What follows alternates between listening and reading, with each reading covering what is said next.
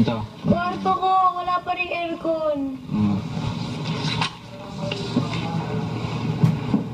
Ano yan? Yung lolo ko tinayo pa yan. Lolo ba? So, sa inyo talaga to?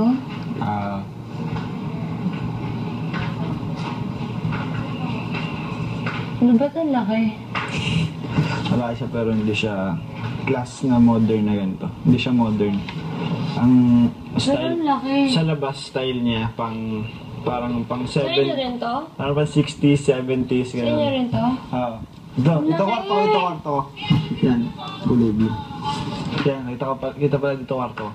Tapos ito. Ang laki ng bahay mo. Yan, ito kwarto. Simple siya pero malaki. Yan. Tsaka at least nakakatuwa kasi sa inyo na talaga.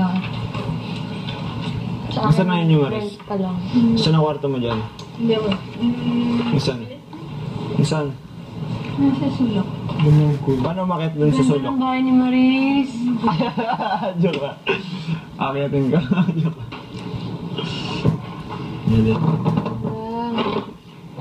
Yaman ni Maris! Yaman! Yaman mo! Mahal kaya nung kada isang pesos niyan. Grabe na lang. Ngamin na di okit lang yan. Puso pa rin eh. Depende. Pero ito maganda.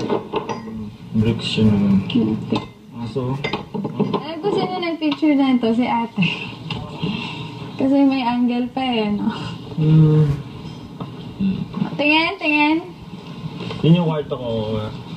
Sa-designan nila. Alam mo, paano umalis ako dito, puro kahon ng ano dito, balikbayan box. Sino to? Oy, Sa Ramarosa, townhouse sa Commonwealth. sino to? Familiar lang. Parang same ano lang. Tsaka putukin ng pimples. Diba? Sabi sa'yo nagigigit. Lalo na ito.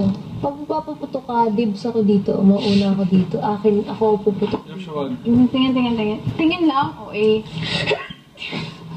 Sarap putukin! Ayaw putok. Please! Ayoko. Bakit ka ba sa sanga mukha ko? Hindi po. Grabe, nalagay nila yung ring ng basketball. Mo? Para sa kapatid mo. Mo? Interesado talaga. Talaga nga naman rinarato na yan na. Yung kwarto ko eh. Dito sa second floor, 2 kwarto lang yan, pero super liit.